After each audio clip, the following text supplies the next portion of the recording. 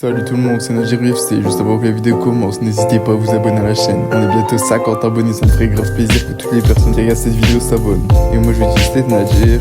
Bonne vidéo les gars. Il y a un an, Islam Makhachev flashait une phrase qui avait choqué les fans français. Benoît Sagny, il est dur mais il ne passe pas le top 15.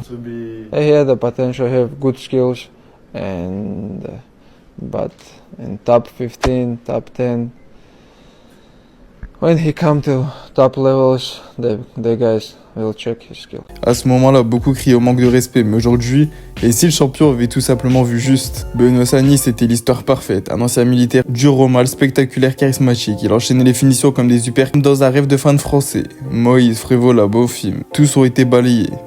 Le monde du MMA s'enflamme, on commence à le voir comme un futur top 5, voire même un futur champion. Mais pendant que la hype monte, Islam Makhachev reste froid.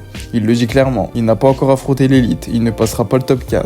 Et puis la réalité frappe. Face à Dustin Poirier, BSD livre une guerre, mais perd par KO. Son style agressif devient une faille et contre Renato Moicano, il est dépassé stratégiquement et techniquement. Un combat à sens unique, 2 défaites nettes contre 2 membres établis du top 10. 2 combats qui montrent les limites du style de Benoît Sagny.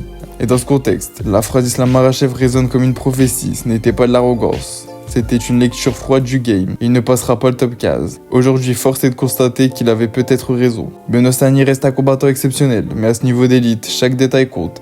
Et Makhachev en champion lucide l'avait vu venir. Il ne s'agissait pas de rabaisser BSD, mais de reconnaître que parfois la vérité ne vient pas par des fans, mais de ceux qui règnent tout en haut.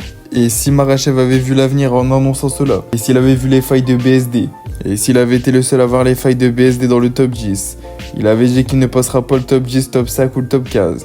Avait-il raison? Le dernier gros test de Benoît Sagny sera contre Joel Alvarez. Joel Alvarez qui est un très bon combattant, 22 victoires, 22 finitions. Si Benoît Sagny arrive à le battre, il pourrait vraiment se relancer dans la course du top 15 de l'UFC. Par contre, je pense que s'il perd contre Joel Alvarez, je pense qu'il redescendrait et ne sera plus classé malheureusement. C'est le moment pour Benoît Sagny de se relancer.